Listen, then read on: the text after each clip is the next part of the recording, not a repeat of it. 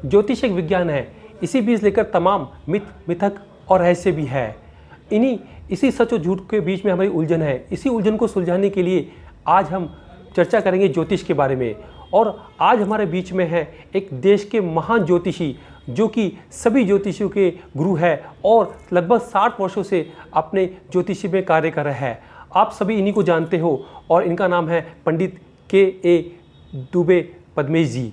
आज मैं अपने ऑडियंस को इनके बारे में थोड़ा बताना चाहूँगा। लगभग इन्होंने अपने कैरियर को 60 वर्षों से इस ज्योतिषी में कर रहे हैं और इसके साथ साथ इनका एक वैदिक इंस्टीट्यूट है, जहाँ पर शिक्षा प्रदान की जाती है हस्तरेखा को लेकर, वास्तुशास्त्र को लेकर और ज्योतिषी को लेकर। इन्होंने अपना जीवन पूरा भारतीय संस्कृति को समर्पित किया है और कर रहे हैं। और इन्होंने इसके साथ साथ इन्होंने अपना जीवन के अंदर बहुत सारे पेड़ भी लगाए हैं, जो कि भारतीय संस्कृति को एक नया आयाम देती है। तो आज हमारे बीच में है पद्मेश दुबे जी। मैं इनका स्वागत करता हूँ। आपका स्वागत है। तो पंडित जी, मैं आपसे पूछना चाहूँगा कि ज्योतिष क्या है? जब मनुष्य धरती पर आया तो वो एक ऐसी संस्कृति में था जहाँ पूरी तरह से अनभिज्ञ था। न वो पूरी तरह से दिमाग से विकसित था और न ही संस्कृत से विकसित था। ये संपूर्ण धरती की स्थिति ये थी। कबीले में रहता था, न जातियाँ थी, बल के आधार पर एक दूसरे के साथ रहते थे। धीरे धीरे धीरे उन लोगों ने आकाश में टिमटिमाते हुए तारों को देखना शुरू किया और उनमें उन्हें कौतूहल लगा कि कैसे हम इनको समझें। और समझने के लिए जब उनके नज़दीक पहुँचे तो उन्होंने देखा कि जब इस तरह का तारा था तो वर्षा हुई, इस तरह का तारा निकला तो गर्मी पड़ी। तो काल गणने का आधार सूर्य और चंद्रमा ही है। तो उन्होंने सूर्य की स्थिति देख करके कि जब सूर्य दक्षिणायन में हुआ तो क्या, उत्तरायण में हुआ तो किस प्रकार की सोच बदलने लगी। ऐसे धीरे धीरे धीरे धीरे लाखों वर्ष में ऐसी स्थिति पर व्यक्ति पहुंचा जब उसके लगभग मनुष्य का पूर्ण विकास हो गया। ज्योतिष दुनिया का सबसे पहला विज्ञान है। जब मनुष्य को समझने सोचने की दिशा दी और उसने मंत्रों की रचना की, अग्नि का आविष्कार किया, धीरे धीरे धीरे धीरे अपनी गति से। अभी एक सवाल था कि जब चंद्रमा पर हमारा प्रयोग भारत का सफल हुआ तो मुझसे तमाम चैनल वालों ने कहा कि पंडित जी, अब चंद्रमा जो मन का कारक ग्रह है उसका क्या प्रभाव होगा। तो हमने कहा कि ज्योतिष की पुष्टि आपके विज्ञान ने की, जिसको आप नहीं कहते थे। हमारे यहाँ 2 पक्ष होते, कृष्ण पक्ष और शुक्ल पक्ष। एक अंधेरा एक उजाला। और जब चंद्रमा पर आप पहुंचे तो 14 दिन का दिन हुआ, 15वें दिन परिवर्तन। तो ये तो पुष्टि हुई ना। 14 दिन शुक्ल के हो गए, 14 दिन कृष्ण के पक्षों के हो गए। तो विज्ञान, हमने वहाँ का रेडियस, धूल का विकिरण यहाँ से बैठ करके निकाला था। आपने वही तो बताया कि धरती से चंद्रमा की दूरी कितनी है। आज भी आप वही प्रयोग कर रहे हैं। कहाँ क्या है क्या नहीं है। चंद्रमा से निकलने वाली रश्मियाँ, चंद्रमा के पास अपना कोई प्रकाश नहीं है। हाँ। मंगल के पास अपना कोई प्रकाश नहीं है। हाँ। बुध के पास अपना कोई प्रकाश नहीं, शनि के पास कोई प्रकाश नहीं है, किसी ग्रह के प्रकाश नहीं है। प्रकाश किसके पास है? नक्षत्रों के पास और सूर्य के पास। सूर्य के प्रकाश से प्रकाशित है सभी ग्रह, और नक्षत्र उनसे ज़्यादा प्रभावशाली है। एक एक नक्षत्र जो 27 नक्षत्र है उनका प्रभाव सूर्य से भी कहीं ज़्यादा अधिक है। और उनका जब उनकी गति पर आता है और उनसे एक आकृति बनती, उससे राशियाँ हैं। राशियों का स्वयं का कोई अस्तित्व नहीं है।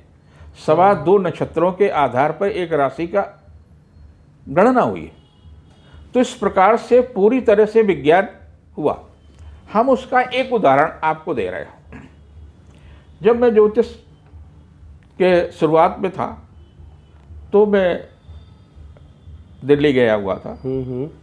वहाँ पर भारतीय जनता संयुक्त जो पार्टी बनी थी, जनता दल, और जनता दल की सरकार थी। मोरारजी देसाई प्रधानमंत्री थे, माननीय मोरारजी देसाई। तो मैंने वहाँ फोरकास्ट की कि 26 जून 1978 को चौधरी चरण सिंह इस्तीफा दे देंगे गृह मंत्री पद से। हाँ।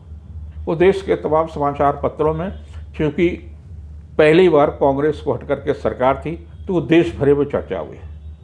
चौधरी साहब ने हमको बुलवाया, मैं उनसे नहीं परिचित था, उससे पहले उनसे कभी मिला नहीं, मुख्यमंत्री भी रहे, कभी मैं भेंट नहीं हुई थी।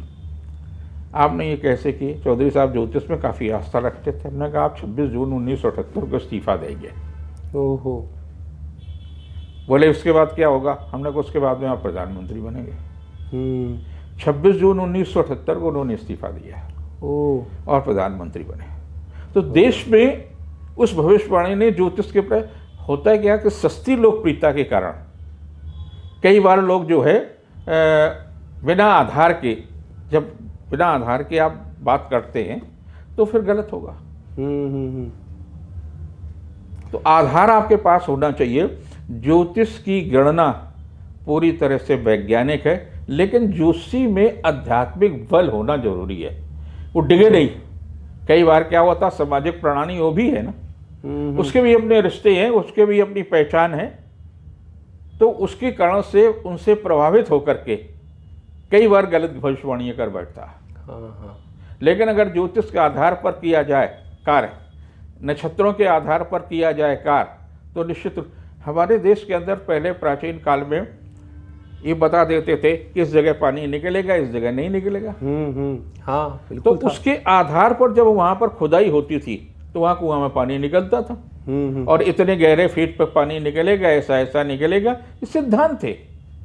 आज भी उसको सरकार जो है अगर पूरा तरह से लाभ उठाना चाहे तो जो तमाम जगह ये ट्यूबवेल लगाते, पानी नहीं होता है और बेकार हो जाता, धन व्यय होता था। बिल्कुल।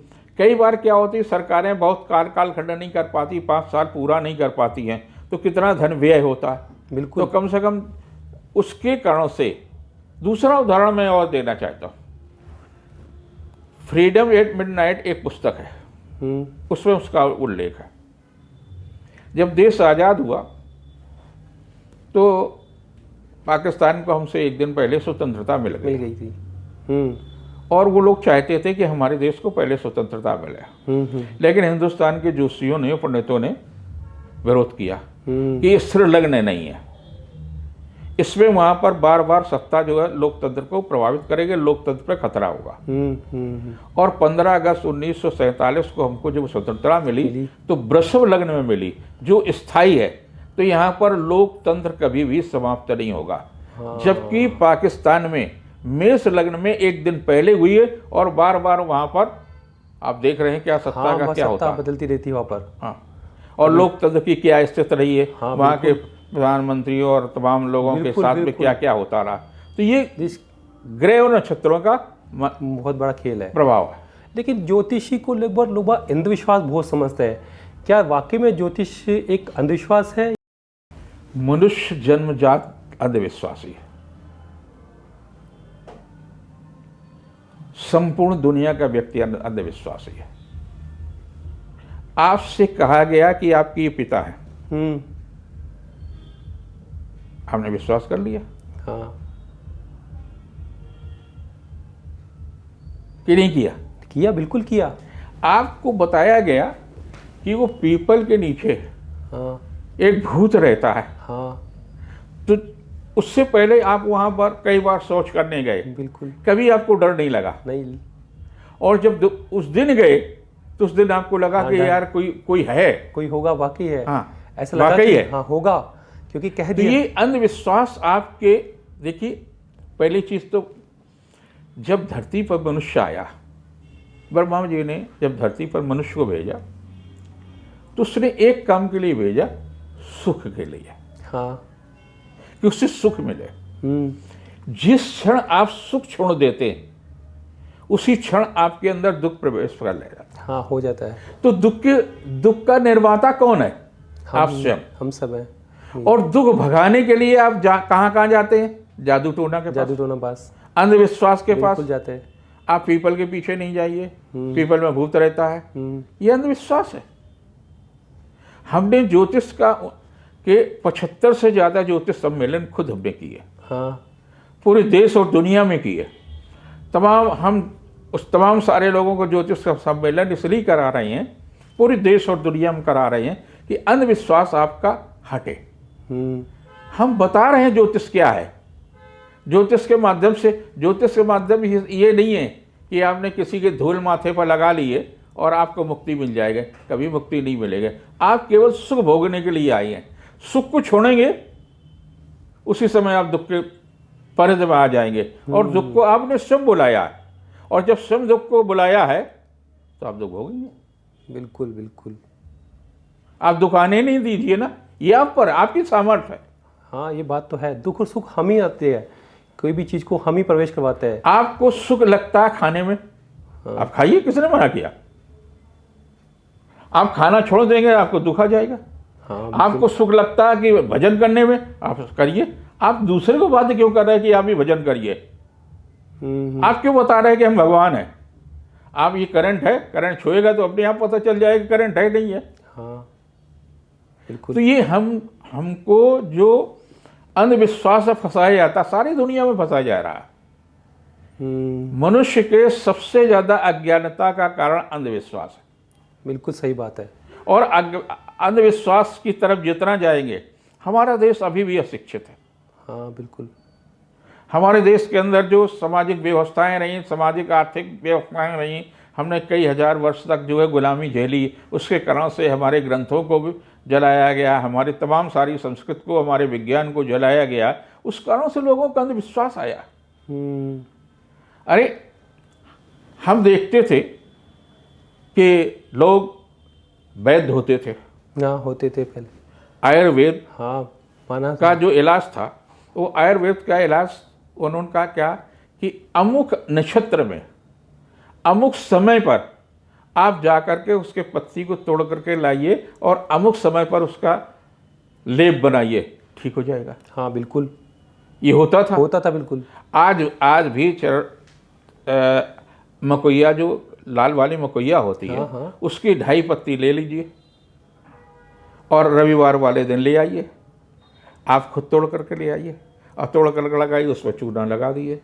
चूना लगा करके आप खा लीजिए। अगर आपके अंदर कीड़े हैं, कुछ भी है, कोई उसका साइड इफेक्ट नहीं है, खा लेंगे। अगर आपको पीलिया है तो आपको महसूस हो जाएगा कि कैसे ठीक करेंगे। तो आयुर्वेद की सबसे ज़्यादा उपेक्षा हुई। अंग्रेजों को अपनी दवाइयाँ बेचने के लिए आयुर्वेद को ख़त्म कर दिया। बिल्कुल बिल्कुल। और अधिक में परिश्रम न करना पड़े, उसके कारण से हम नक्षत्रों का जो समय था, आप किसी भी प्रकृति के पौधे को ले लीजिए, किसी भी पौधे को ले लीजिए। आप सुबह 4 बजे 5 बजे उसकी पत्ती तोड़िए और उसका केमिकल टेस्ट कराइए। दोपहर में 12 बजे उसी पत्ती को तोड़िए, फिर केमिकल टेस्ट कराइए। शाम को 4 बजे तोड़िए, उसकी केमिकल टेस्ट कराइए। फिर रात को तोड़िए, उसकी केमिकल टेस्ट करिए। हर एक का केमिकल टेस्ट ही अलग होगा। बिल्कुल अलग होगा। पेड़ एक ही है, पेड़ एक ही, दिन एक ही है, दिन एक ही है। तो उसका कारण यही कहा गया कि किस समय में किस चीज को तोड़ेंगे वो आपके स्वास्थ्य के लिए लाभदायी होगा। हाँ हाँ हाँ। तो ये किसका आधार था? हमारा आयुर्वेद भी जो था वो आधार था ज्योतिष का आधार था। और ज्योतिष पर जब तक आधारित रहा तब तक उसका लाभ मिलता रहा। पंडित जी, मैं आपसे पूछता हूँ कि हमारे 12 राशियाँ होती है, तो 12 राशियों का जीवन के अंदर क्या क्या प्रभाव होता है? तो हमारी ऑडियंस जानना चाहेगी कि कुछ आप राशियों, मतलब 12 राशियों के बारे में थोड़ा थोड़ा बताइए कि क्या क्या प्रभाव होता है उनके जीवन के अंदर उन राशियों का। ऐसा होता है कि 27 नक्षत्र है। 27 नक्षत्रों का अपना प्रकाश है। ठीक, उनका जब प्रकाश है तो 2.25 राशि नक्षत्र जब मिलते हैं, नक्षत्र मिलते हैं, तो उनसे एक राशि बनती है। और वो राशियां कुल कितनी हुई 27 में अगर 2.25 नक्षत्रों का भाग कर देंगे तो 12 राशि। 12 राशि होगी। और हमारे ग्रह कितने 9 ग्रह। 9 ग्रह है। तो 12 और इंटू 9 में अगर हम गुणा करेंगे तो कितना हो जाएगा 108। 108 आ जाएगा। आप जब माला जप करते हैं तो 108। हाँ 108 का माने धरती का पूरा चक्कर है पृथ्वी का। तो हम तो ब्रह्मांड को अपने हाथ में लेकर के चलते हैं ना। 108 को लेकर आप 108 ही क्यों जप करते हैं? हाँ 108 ही करते हैं। तो उसका आधार ज्योतिष है। आपका धर्म कहाँ से आ गया? धर्म और अध्यात्म को आप अलग रखिए। अध्यात्म के नजदीक ज्योतिष है। धर्म के जो आप बार बार कहा जाता है कि मंत्रों के अधीनस्थ देव है। हाँ और मंत्र नक्षत्रों के अधीनस्थ है। हाँ मंत्र सही बात है। नक्षत्र किसके अधीन है? नक्षत्र का मतलब ज्योतिष। हाँ नक्षत्र मतलब ज्योतिष। तो आधार तो हम है ना। आधार हम तय करते हैं कि फलाने तारीख को होली होगी। हाँ हम तय आप होली खेलते? ऐसा तो नहीं हो जाएगा आप जुलाई के अंदर होली खेलने लगेंगे। नहीं नहीं। तो ग्रह और नक्षत्रों के आधार पर संपूर्ण सृष्टि चल रही है। हाँ अगर आपने ठीक से अध्ययन किया तो बार बार कहते हम हमसे मतलब है ज्योतिष। हाँ ज्योतिष कि आप इस कालखंड में ये चीज़ न खाइए। हाँ तो उसका कारण है जैसे अभी चतुर्मास 17 तारीख से शुरू हो जाए। हाँ। चातुर्मास तो कहते हैं कि ये दूध और दूध की बनी हुई चीज़ें न खाए, नहीं खाए। दालों का प्रयोग कम करें। हाँ तो जब दाल आपको प्रोटीन ज़्यादा देगा और आप घर पर रहेंगे तो आपका मोटापा बढ़ेगा। बिल्कुल बढ़ेगा। और जब मोटापा बढ़ेगा तो आपको बीमारियां बढ़ेंगी। हाँ हाँ क्योंकि आप परिश्रम कर नहीं रहे। नहीं। हमारा देश कृषि प्रधान देश था। हाँ तो हमने जो सामाजिक व्यवस्था की थी, हाँ ज्योतिष ने जो सामाजिक व्यवस्था की थी वो अपने आप को भूल गया था। तो पूज्य से पुजारी हो गया। पूज्य से पुजारी हो गया। और जब आप पुजारी बनेंगे ना हम्म तो आपका मूल्यांकन खत्म हो जाएगा। हम्म हम बार बार जब जैसे कहते भी महिलाओं से भी कहते, परिवार की महिलाओं से कहते, आप स्वयं अपना सम्मान नहीं करेंगे तो दूसरा आपको सम्मान नहीं देगा। आपके पति के औकात ये नहीं कि आपको अपमानित कर सके। बिल्कुल। जब आप अपने सम्मान की रक्षा स्वयं करेंगे तो पति भी आपको सम्मान देगा। हाँ बिल्कुल सही है। और हमारा ज्योतिष यही कहता है सामाजिक समरसता परम आवश्यक। हमने बंटवारा कर दिया, जातियों में लोगों को बांट दिया। ज्योतिष ने नहीं बांटा है। ज्योतिष की तो एक ही भाषा है मनुष्य। मनुष्य उसमें जातियाँ नहीं है। हमारे यहाँ कोई जाति नहीं है। हमारे यहाँ मुसलमान भी ज्योतिष का काम करते हैं, दलित भी ज्योतिष का काम करते हैं, ब्राह्मण भी करते हैं, ठाकुर भी करते हैं। और सब कोई जब मिलते हैं तो कोई उससे से नहीं पूछता है यार तुम किस जात के हो। हाँ ये कोई नहीं पूछता। ज्योतिष नहीं पूछता तो विद्वता या ज्ञान जो है उसकी कौन सी जात है? कोई जात नहीं होती उसकी। नहीं जाते ना। तो ज्योतिष केवल सामाजिक समरसता को जोड़ करके समाज को जोड़ने का काम करता है। बाकी लोग समाज को बंटवारा का काम करते हैं। ये हमारा वोट है। नहीं हाँ। तो कुछ राशियों के बारे में बताओगे कि राशियाँ कैसे कि लोगों के जीवन के अंदर कैसे प्रभाव डालती है? क्योंकि हर आदमी आज राशि नक्षत्र प्रभाव डालते हैं। पहली बेसिक चीज आप समझिए कि नक्षत्र आपको अगर पता है कि हमारा नक्षत्र कौन है तो नक्षत्र के आधार पर आपकी राशि मालूम हो जाएगी। और आप नक्षत्र के चरित्र को समझिए। वो चरित्र आपके अंदर निश्चित रूप से होगा। और उस चरित्र के निर्माण को आप बना लीजिए कि इस चरित्र में ये बीमारी हो सकती है, इस तरह के इसके स्वभाव में हो सकता है, ये भयवश अपराध करेगा, लोभ बस अपराध करेगा। उस पर आप अंकुश लगा दिए, जीवन सफल है।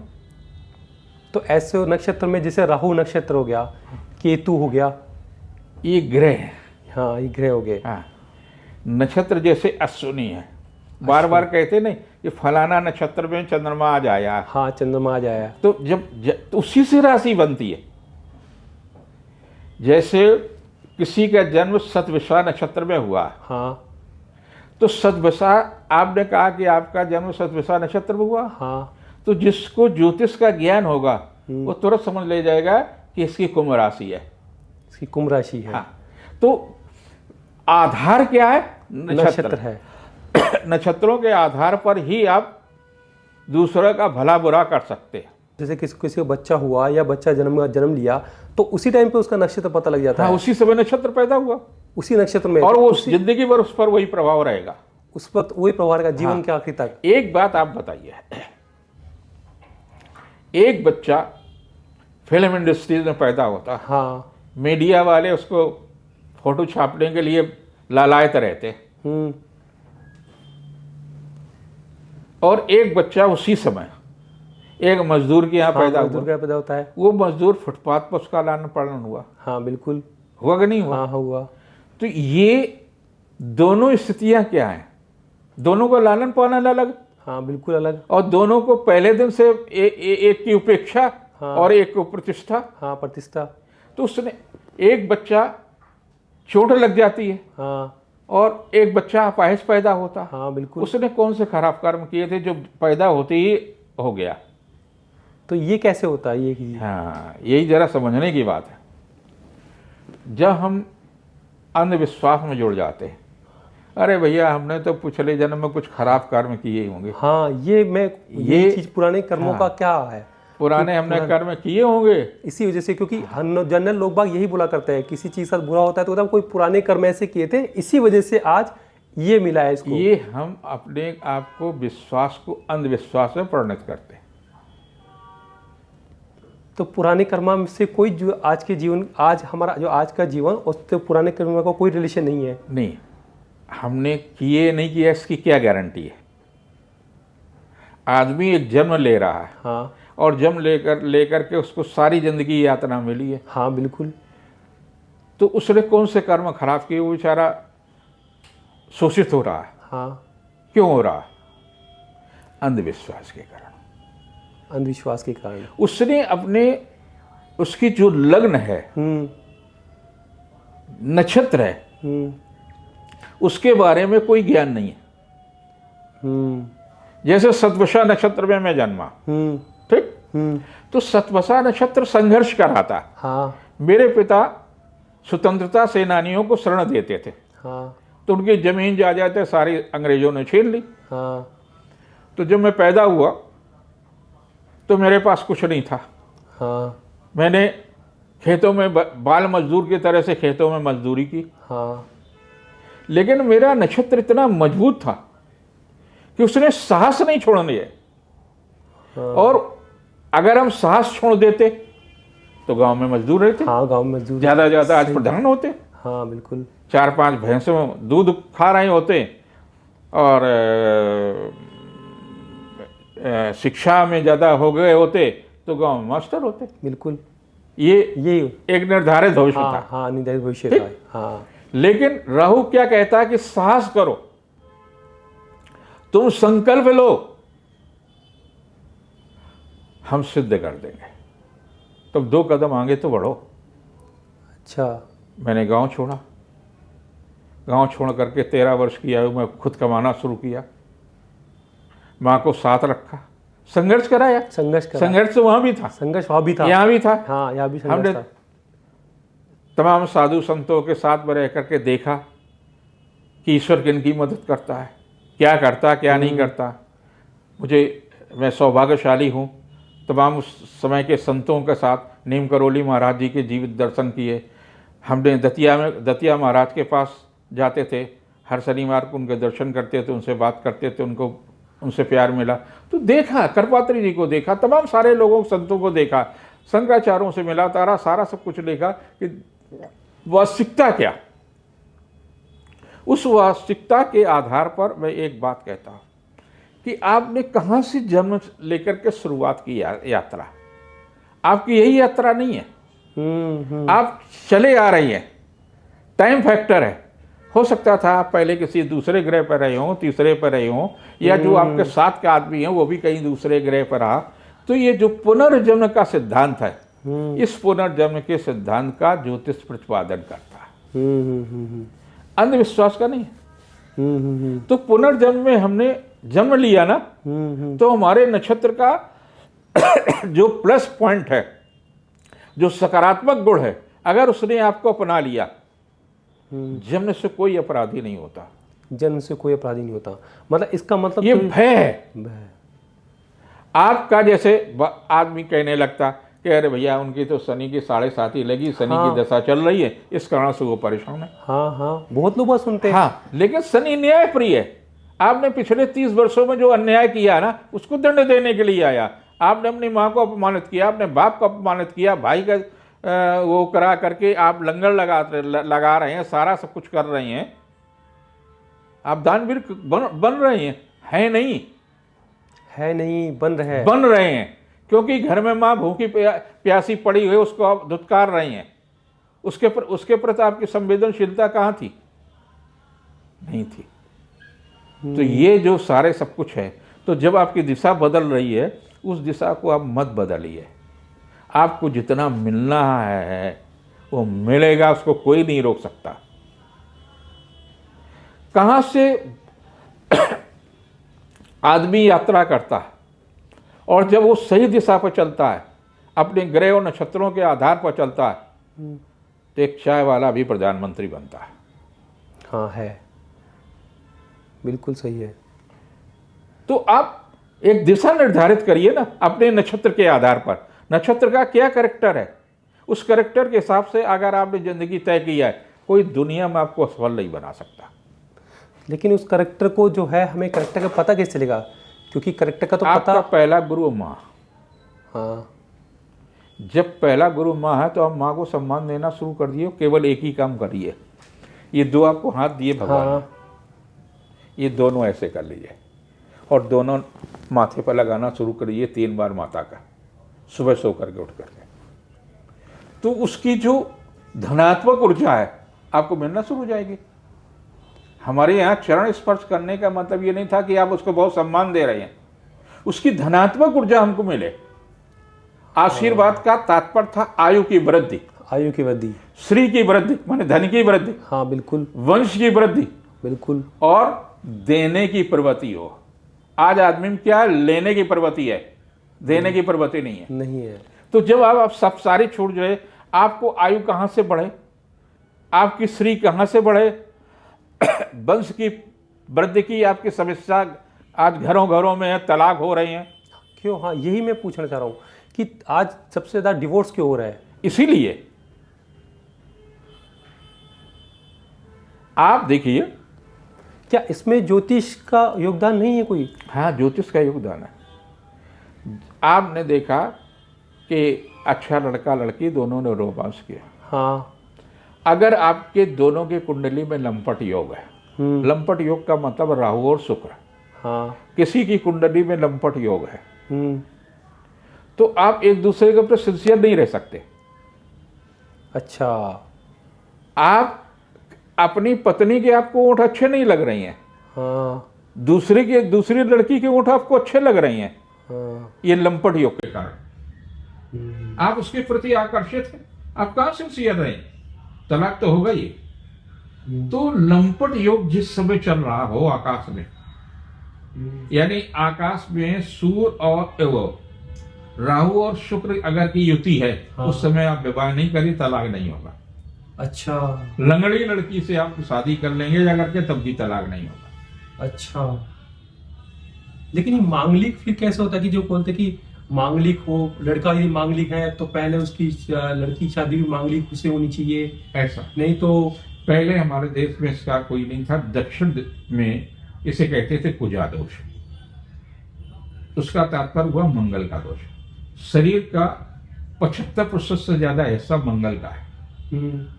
तो मंगल जब आपका ऋणात्मक है कुछ जगह, हाँ, आप रोड पे चलते, आपकी लाल बत्ती हो गई, हाँ, आप काहे रुक जाते? चालान के डर से ना, चालान के डर से आप नेगेटिव हो गए ना, हाँ, नहीं, हाँ, आपका चालान होता है इसलिए रुक गए। बिल्कुल, तो लाल रंग जो है मंगल का, हाँ, वो आपके उत्तेजना देता है। और आपकी कुंडली में अगर ऋणात्मक है, मिथुन लग्न है और कन्या लग्न है, वो भारी है, हरी के साथ लाल रंग का कॉम्बिनेशन होगा तो नुकसान करेगा, जिस भाव में बैठेगा उस भाव का नुकसान करेगा, और जब नुकसान करेगा तो उसका रेमेडी आपको खुद ढूंढनी पड़ेगी। तो इसकी रेमेडी क्या है? उसकी रेमेडी यही है कि जिस नक्षत्र में आपका जन्म हुआ, हाँ, उस नक्षत्र से आप देख लीजिए कि उसमें 8 तरह का आपको गुण धर्म का निर्वाह करने के लिए दिया गया। उसमें तमाम चीज़ें का गण, योनि, तमाम सारी चीज़ों को कहा गया। आप अगर उनका सबका मिलान सही कर लेते हैं, अच्छा, आपने देखा है मंगली, नान मंगली, इस पे तो हो नहीं जाएगा। अगर सुख भाव किसी कुंडली का ठीक है तो आपको सुख मिलेगा। अच्छा, कुंडली के अंदर ही सुख भाव लिखा है? हाँ, उसमें लिखा है।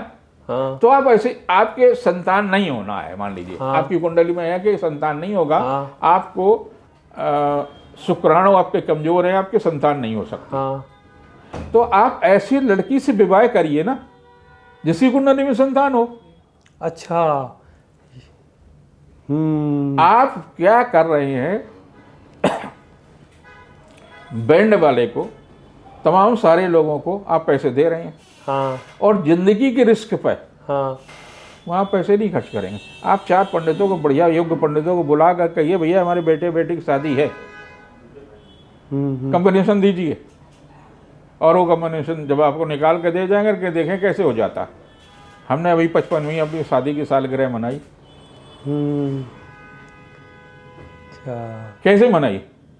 कॉम्बिनेशन है, कॉम्बिनेशन का। उन कॉम्बिनेशन को आप देखें जा करके तो नहीं होगा। आप तो इतने ज़्यादा परेशान हो जाते हैं, इतने ज़्यादा परेशान हो, भैया जैसा लड़का मिल जाए ठीक है, तो कुछ तो समझौता करना ही पड़ेगा। हाँ, हाँ, यही। और जब ये समझौता की पर्वत बन जाएगी, और फिर आप कहते जो ऊपर वाले ने लिख दिया वो वही होगा। हाँ, यही। ये ऊपर वाले ने कुछ नहीं लिखा, लिखा जो कुछ भी आपने लिखा, ये कॉमन सेंटेंस है सबका, हाँ, कि जो ऊपर वाले ने लिख दिया वही होगा, नहीं होगा। जो किस्मत ने लिख दिया वही होगा, नहीं होगा। किस्मत के भरोसे क्या लोग बाग बहुत, जैसे मैं आपसे, किस्मत आपके हाथ में ना। आपका, मैंने पहला और आखिरी सेंटेंस बोल रहा हूं कि जो नक्षत्र आपका है उस नक्षत्र को मजबूत कर लीजिए। कुछ नहीं, कि हमने तो उदाहरण दिया भारत का और पाकिस्तान का। हाँ, बिल्कुल। जो स्त्री लग्न है, हम और एक सवाल पूछ रहे हैं, आप भी इस देश के सम्मानित नागरिक हैं, कुंभ का मेला होता है, हाँ, होता है। कोई किसी को चिट्ठी देने जाता है जाकर के भैया कुंभ में आना? नहीं, नहीं, नहीं देता, नहीं देता। करोड़ों लोग जाते हैं। बिल्कुल जाते क्यों? 4 लग्न स्थिर हैं, वृष, सिंह, वृश्चिक और कुंभ। कुंभ। इन 4 लग्नों में ही मेला लगता है। अच्छा, और जब जो काम इन 4 लग्नों में होगा वही स्थिर रहेगा, बाकी कोई चीज संसार में स्थिर नहीं है। अच्छा, जैसे भारत की, जो हमारा स्वतंत्र भारत है, स्वतंत्र भारत की लग्न वृष है, यहाँ लोकतंत्र स्थिर रहेगा। इसको दुनिया में कोई भी नहीं खत्म कर सकता। ये स्थिरता है यहाँ की, स्थिरता, ये स्थिरता है। इसी प्रकार से 4 लग्न में कुंभ होता है। हाँ, 5 लग्न क्यों नहीं थी? वो जानते थे नहीं, कि जो 5वें लग्न हम करेंगे वो कुंभ खत्म हो जाएगा। वो स्थिर होगा ही नहीं। लाखों वर्ष से कुंभ हो रहा ना, हाँ, लाखों वर्ष से हो रहा और है। आगे भी लाखों वर्ष तक होता रहेगा। आगे भी कोई होता किसी से चिट्ठी नहीं देने जा रहा। ज्योतिष का इससे बड़ा प्रमाण और क्या चाहिए? स्थिर लग्न, ये श्री आप लग्न। अपनी शादी स्थिर लग्न में करिए ना, तो स्थिरता रहेगी। उस श्री लगन के देखने के लिए क्या लड़की में क्या कुछ नहीं, किसी में नहीं देखने को चाहिए। आप डॉक्टर के पास जाते हैं, आपको सेटिस्फेक्शन नहीं मिलता है, हाँ। आप दूसरे डॉक्टर के पास हाँ, जाते हैं, बिल्कुल तीसरे, जाते हैं। आप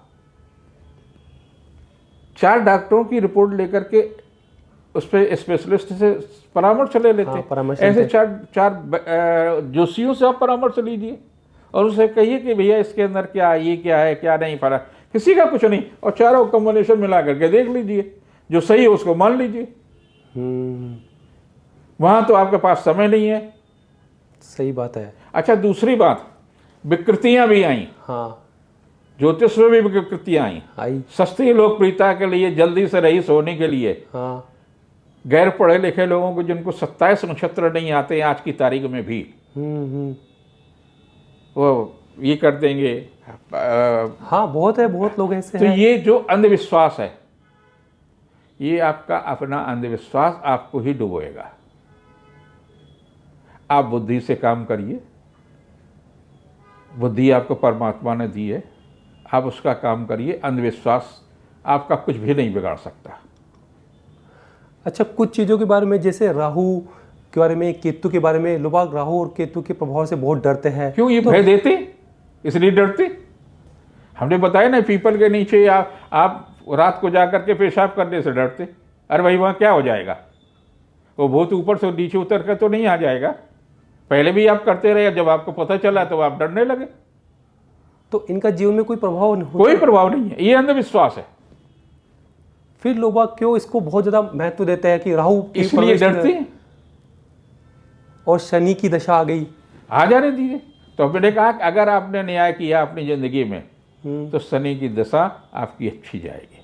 और आपने अन्याय पिछले 30 साल में गया, पिछले 30 साल का लेखा जोखा का परिणाम है। आपने क्या बोया क्या काटा, बैलेंस शीट है। और ये गुरु की दशा, जैसे बोलते हैं कि गुरु की दशा आ गई है, और गुरु की दशा यदि हमें पता लग जाए तो हम क्या करें, क्योंकि गुरु की दशा भी बोलते हैं कि लोग आगे अब गुरु की दशा चालू हो गई है, तो इसमें आपको जीवन के अंदर देखिए, गुरु जब राहु के साथ बन जाता तो गुरु चंडाल होता। आपने देखा होगा शंकराचार्य ब्राह्मण बनता और घाट का जो पंडित होता वो भी ब्राह्मण होता। हाँ, वो भी ब्राह्मण होता है। वो गुरु चंडाल योग है, गुरु चंडाल योग है। और उसका जब गुरु चंद्रमा के साथ बनता तो गजकेसरी होता है, तो शंकराचार्य होता है। शंकराचार्य बनता है। ये युति के संगत, आपकी संगत और आपकी शिक्षा कैसे रही है, आप किन परंपराओं में जी रहे हैं, उसी तरह हो जाएंगे। तो अब आप अपने बच्चे को सुधारने के लिए परंपराओं का, वृक्षों का, जैसे बड़ी सीधी सीधी है, मदार का वृक्ष होता है। हाँ। श्वेत मदार का। हाँ। आप घर के पास लगाइए। आपके घर में कोई बीमार है, आप रविवार के दिन उसके पास जाइए, कहिए हमको 22 फूल दे दीजिए, 22 फूल तोड़ लीजिए। आप मांगिए तो ना। आपके बाप की रियासत बनती है करके, जो जब चाहें जिस पेड़ को काट डालें, जिस पेड़ को चाहें जो करें, और अगर काटेंगे तो उसकी प्रकृति आपसे बदला लेगी। वो सूर का वृक्ष है, उसको आप लाइए। लाने के बाद में जो बच्चा याददाश्त उसकी कमज़ोर हो रही है, दारू पी रहा, तमाम सारी चीज़ें दुर्गुण आ रही हैं करके, उसके बिस्तर पर डाल दीजिए। रोजाना एक निकाल करके 22 दिन तक सूर को जल देते रहिए, एक फूल चढ़ाते रहिए। इसमें क्या दिक्कत है? आपका एक पैसा नहीं, कोई अंधविश्वास नहीं है। आपको लगे अच्छा तो करिए। एक तो पर्यावरण आपका ठीक होगा। जब सूर्य जहाँ होगा तो वहाँ तमाम गंदगी को सफाई करेगा ना। बिल्कुल करेगा। चाहे दिमागी गंदगी हो, हाँ बिल्कुल, और चाहे भौतिक गंदगी हो, साफ करेगा।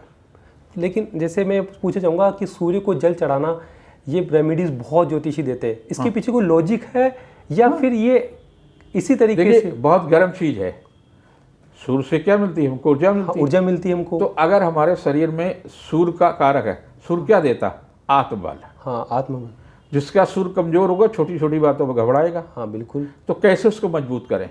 सूर्य को प्रसन्न करें। हाँ। तो सूर्य से हम तारतम्य कैसे जोड़ेंगे? हाँ। जल चढ़ा करके। सूर्य की किरणें पड़ेगी। हाँ। हमारे हाथ में लोटा होगा। हाँ। तो हमारे शरीर पर सूर्य की किरणों का प्रभाव होगा। हाँ।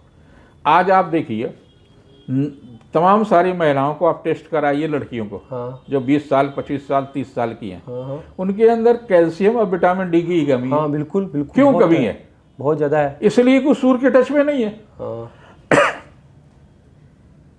बहुत ज़्यादा है। और लोग और डॉक्टर, और जब सूर्य ये कमी होगी तो बच्चा कमज़ोर पैदा होगा, और कई बार बच्चा नहीं भी पैदा होगा अगर आपके बॉडी के अंदर कैल्शियम और विटामिन डी की कमी है। तो हम प्रकृति से दूर हो रहे हैं ना, हम नीचे से दूर हो रहे हैं। जब प्रकृति से दूर होंगे तो आपको ज्योतिष क्या करेगा, जोशी आपको क्या करेगा, बाबा आपको क्या करेगा? कोई कुछ नहीं कर सकता। इसका मतलब नेचर और ज्योतिष एक दूसरे से जुड़े हुए पर्याय हैं। हमने वृक्षों को पुजवाया इसलिए उस वृक्ष का प्रभाव उस पर्टिकुलर ग्रह के साथ संबंध जुड़ा हुआ। उन नदियों पर स्नान कराने के लिए हमने बार बार कहा हाँ कि फलाने नदियों पर स्नान करो। स्नान तो करो। नदी पे स्नान क्यों करो?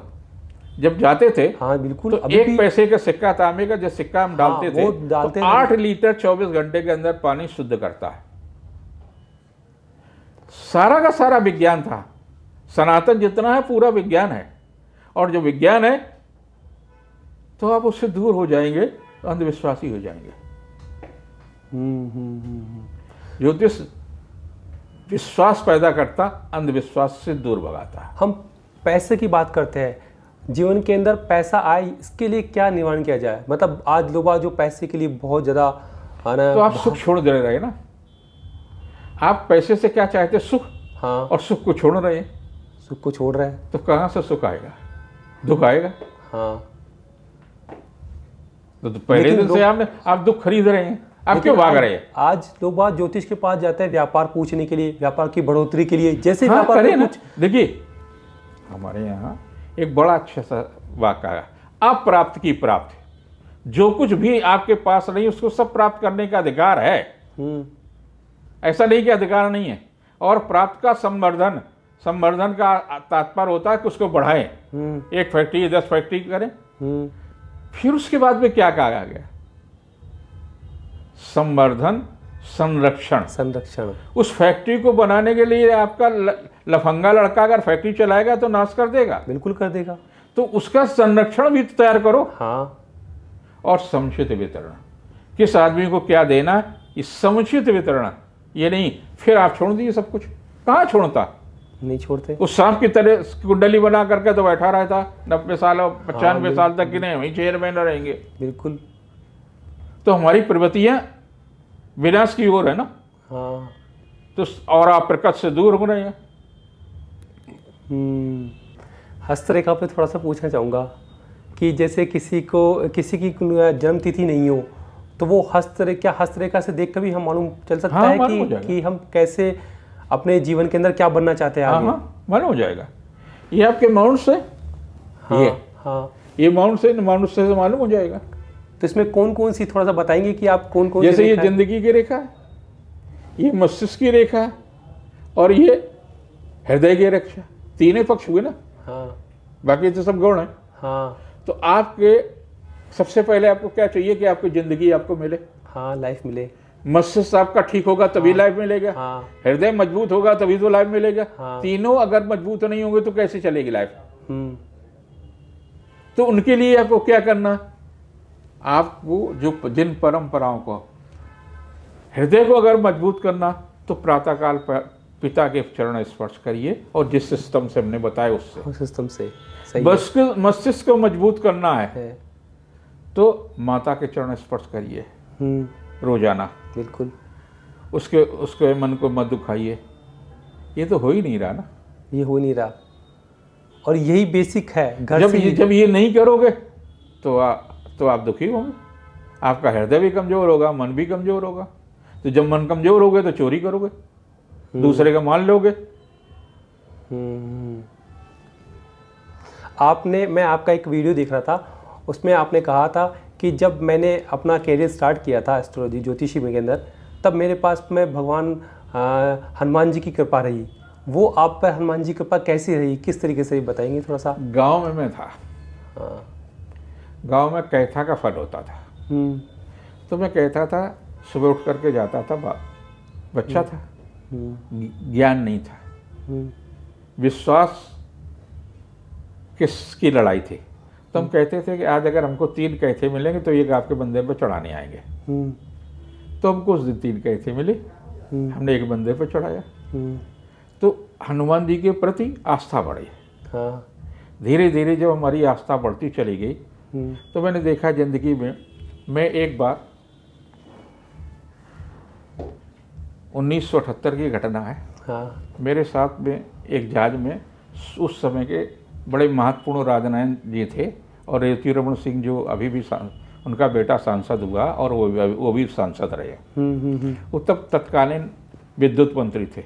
हम तीनों लोग थे, बैठे हुए थे उस जहाज से। तो पायलट ने कहा कि अब साहब जहाज के जो व्हील हैं वो नहीं खुल रहे हैं, अच्छा। तो ये किसी तरह से नष्ट हो जाएगा। तो ये लोगों को घबराए। मेरी आस्था हनुमान जी में थी, तो मैंने कहा कि आप हनुमान चालीसा पढ़िए। हनुमान अच्छा। हाँ, और हनुमान जी सब कुछ हम भी नहीं करते, हम जिस पर आस्था रखते हैं। बेटा कहता है ना, हमने IIT में एडमिशन ले लिया, फीस का इंतजाम तुम करो। हाँ हाँ बाप करता, हाँ करता। तो उसको आप बाप बनाइए ना, कि हमने जितना कर सकते कर लिया, अब तुम्हारी भी तो जिम्मेदारी है। हाँ बिल्कुल। जब आप उसके साथ आधिकारिक रूप से जुड़ते हैं, समर्पित कर देते अपने आप को। हाँ, मैं हर सप्ताह अगर कानपुर में है तो पनकी मंदिर जाता हूँ।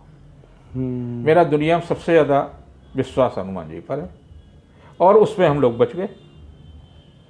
लैंड किया, वो जहाज जल गया, सारा सब कुछ हो गया, लेकिन हम लोग बच गए। तो हम क्रेडिट हनुमान जी को देते हैं। जब हम खुद अपने क्रेडिट देने लगते, हम स्वयं भगवान बनने लगते, तो आपने विनाश के पत्ते तो अपने खोल लिए ना। सही बात है। आपने वैदिक इंस्टीट्यूट अपना ओपन कर रखा है, यहाँ पर आप किस तरीके से बच्चों को सकारात्मक ज्योतिष की शिक्षा देते थे। और कोई, क्योंकि मेरे बहुत सारे ऑडियंस है जो आपसे कंसल्ट करना चाहें, तो कैसे किस तरीके से कंसल्ट कर सकते हैं? हमारे जो अष्टो पद्मेश जी है, उस पर संपर्क कर सकते, दे सकते। अच्छा, संपर्क कर सकते हैं, और वहाँ से आपको वहाँ से कॉल करके हमारे यहाँ जो भी पत्र आते, जो कुछ भी होता है, टेलीफोन आते हैं, सबको जवाब देते हैं। मैं एक बात और पूछना चाहूँगा कि ज्योतिषी में, जो ज्योतिष में है, ज्योतिष में लोग बात बोलते हैं कि जब सारे दरवाजे बंद हो जाते हैं, फिर आखिरी दरवाजा ज्योतिष के पास जाता है, तो क्या ये बात सही है कि? ऐसा नहीं है। ज्योतिष को बार बार नहीं होना चाहिए। जब आपका एक वकील कंसल्टेंट रहता है, हाँ, आपका वैद्य एक कंसल्टेंट रहता है, यानी डॉक्टर, तो जिंदगी में आपकी तमाम परेशानी, इसी प्रकार ज्योतिषी को आपको एक कंसल्टेंट रखना चाहिए। अगर आपका कंसल्टेंट ज्योतिषी है, आप बार बार जाते रहेंगे, तो आप तमाम प्रकार के संकटों से दूर होते जाएंगे। फैमिली डॉक्टर की तरह से, फैमिली वकील की तरह से, फैमिली ज्योतिषी की तरह से आपको रखना होगा। तो उसको बार बार इंटरेस्ट रहेगा। पहले होता था धर्मगुरु होता था हर एक के परिवार में, तो धर्मगुरु की जिम्मेदारी होती थी आपके परिवार को सुरक्षित रखना। बेटी जरा सी भटकने की स्थिति में आई, तो जो घर की बूढ़ी थी उसने कहा कि गुरुजी ये इसको देख लीजिए। तो गुरुजी ने उसको समझाया, परिवार को पता भी नहीं चला कि कब गुरुजी ने उसको सुधार दिया। आज के गुरुजी तो कुछ और करने लगे ना। सही बात है, सही है। लेकिन आपको ये विश्वास तो करना पड़ेगा ना कि कहाँ से हम किसके पास जा रहे हैं, कि हम क्या करें क्या ना करें। ये आपको खुद को सोचना होगा, खुद को टेस्ट करना होगा। ये ऐसा तो नहीं है कि गुरुजी लोभी हैं, चरित्रहीन हैं, दरिद्र हैं। सही है, उनसे आप जरूर रहिए। हाँ सही है। मैं बस एक क्वेश्चन पूछना चाहूँगा कि घर में सुख और समृद्धि लाने के लिए, क्योंकि हर आदमी का आज यही है कि घर में सुख शांति समृद्धि रहे, तो इसके लिए कुछ छोटे छोटे उपाय जो कर सकता है? छोटे छोटे से उपाय। घर को साफ रखिए। हाँ। घर में आपने जिस बेडरूम में रहते हैं, हाँ, उसमें इतना सामान ठूस देते हैं, हाँ, तो आपके घर में समृद्धि क्या रहेगी, दरिद्रता रहेगी। जब समुद्र मंथन हुआ, हाँ, तो समुद्र मंथन में एक संदेश दिया गया कि लक्ष्मी निकली थी ना। हाँ, आपने लक्ष्मी जी को याद कर लिया, लेकिन साथ साथ में दरिद्रता भी निकली थी। तब निकली थी। तो आप दरिद्रता रख रहे हैं अपने घर में। जब आप बेडरूम में दरिद्रता रखेंगे तो आपके घर में दरिद्रता आएगी। आपके बेडरूम में कुछ नहीं होना चाहिए बेड के अलावा। अच्छा, आप देखिए आपके घर में कितनी सुख शांति बढ़िया से नींद आएगी। अब सब चीज़ें सजा के रख दी, ये भी इस जगह ये फलानी पुड़िया रखी है, यहाँ फलाना सामान रखा है। आप स्टोर बनाइए ना, छत पे बनाइए, कहीं भी बनाइए, किसी जगह बनाइए। आप स्टोर बनाइए, स्टोर में सामान रखिए। आप घर से बाहर से आते हैं, आपके घर में पुरखे होते हैं। हाँ हाँ, आंगन में हम जब कोई काम करते हैं तो मातृ पूजन करते हैं, ट्रेडिशनल करते नहीं है। और आपके घर की जो देरी है वो मातृ पूजन का, पुरखों का निवास है। आप देरी से बाहर ही क्यों नहीं जूते रखते? हाँ, लोग तो दिल्ली के अंदर तक लेके घर तक अंदर तक ले आते ले हैं। जाते हो तो दरिद्रता आपके घर में आएगी, तो आपके घर में सुख शांति। हमने एक चैनल में 1001 यही कार्यक्रम रखा था, सुख शांति समृद्धि, और 1001 एपिसोड किए थे। अच्छा, 1000 एपिसोड किए थे इसी को लेकर कि सुख समृद्धि कैसे लाई जाए। हाँ, तो ने बताया ये सर। कि घर की पवित्रता, मानसिक और भौतिक अगर पवित्रता आप रखेंगे, आपके घर में सुख शांति और समृद्धि आएगी। ठीक, ये अब मैं लास्ट में आपसे बस इतना पूछना चाहूँगा कि हम ज्योतिषी को लेकर आज हमने बहुत सारा डिस्कशन किया, तो हमारी ऑडियंस को आप बताइए कि किस तरीके से वो अपने जीवन के अंदर अपने ज्योतिषी को ला सकते हैं अपने जीवन के अंदर, और उससे कैसे ग्रोथ कर सकते हैं, किस तरीके से। आप भय मुक्त हो जाइए, पहला काम। मैं जब तक आप भय में रहेंगे तो आपका निर्णय बदलते रहेंगे, आपके अंदर दृढ़ता नहीं रहेगी। दृढ़ता के लिए आप भय मुक्त हो जाइए। केवल आप एक काम शुरू कीजिए, फिर कभी आप एपिसोड करेंगे, दूसरा चरण आपको बताएंगे। इतना अगर आपका दर्शक कर लेते हैं तो आप मान लीजिए कि उनको आपने नया सजीवन दी है, उन्हें किसी बाबा दाई के पास जाने की जरूरत नहीं है। ठीक, धन्यवाद आपका, बहुत बहुत धन्यवाद जो आप हमारे इस मंच पे आए और हमारी ऑडियंस ने आज बहुत सारी चीज़ें सीखी है। आज यदि इसको हम लाइफ के अंदर इम्प्लीमेंट कर लिया तो हम चाहते हैं, हम जाएंगे कि हमारा जीवन सुख समृद्धि की तरफ जरूर जाएगा। तो मैं वापस से धन्यवाद करना चाहूँगा पंडित जी को, और जिन्होंने आप हमारे चैनल पे आए और चैनल पे उन्होंने हमारे चैनल को आके बहुत सारी ऑडियंस को बहुत सारी इन्फॉर्मेशन दी। धन्यवाद। हमेशा की तरह इस पॉडकास्ट को सुनने के लिए आपका बहुत बहुत धन्यवाद। यदि इस पॉडकास्ट को आप सुन रहे हो तो इंटरनेट से इसको दूर दूर तक फैला दीजिए, क्योंकि इस पॉडकास्ट के जरिए आप बहुत लोगों को ज्योतिष के बारे में बता पाओगे। और कमेंट्स बॉक्स में मुझे ज़रूर लिख के बताइए कि आप और क्या सीखना चाहते हो ज्योतिष के बारे में। आप इस चैनल को देख रहे हो तो इस चैनल को जरूर से लाइक और सब्सक्राइब कीजिए, और आगे भी मेरे साथ जुड़ी रहिए, क्योंकि मैं आगे ऐसे बहुत सारे पॉडकास्ट करने वाला हूँ जिसमें आपको ज्योतिष के बारे में इन्फॉर्मेशन मिलेगी।